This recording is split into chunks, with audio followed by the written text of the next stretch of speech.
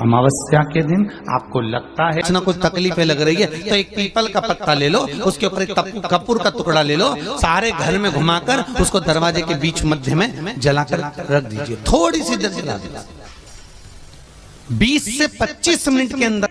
स्वयं गुरु बाबा कहते हैं, राम सुनो, यदि कोई आरती में पूजन में घर में एक कपूर का टुकड़ा आरती के बाद में जब समर्पित करेगा तो उसको अश्वमेध यज्ञ का पुण्य प्राप्त हो जाएगा। अश्वमेध यज्ञ के पुण्य को पाने के लिए कपूर का टुकड़ा आज भी आरती में जलाया जाएगा, आज भी।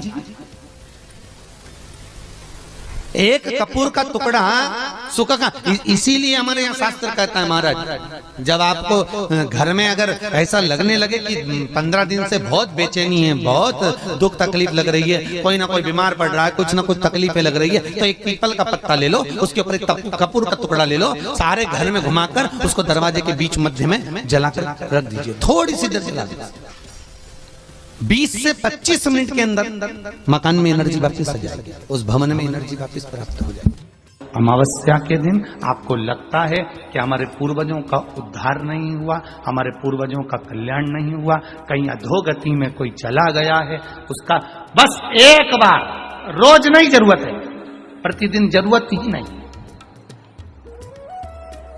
महीने में एक बार अगर अमावस्या के दिन भी आपने चंदन के थोड़ा सा चंदन अगर मेरे देव अधिदेव महादेव को 7 स्थान पर समर्पित किया है। अशोक यहाँ पर वर्णन कर रही है, मैना धन्य और कला की कथा कर रही है। तीनों ने सनकादि ऋषियों से मांगा।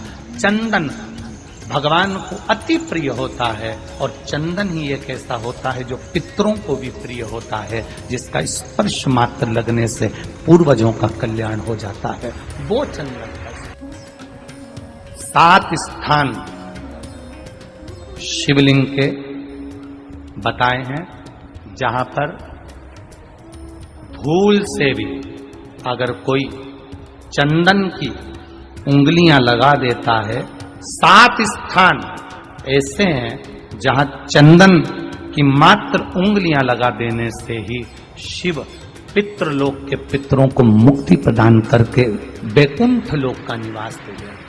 7 स्थान।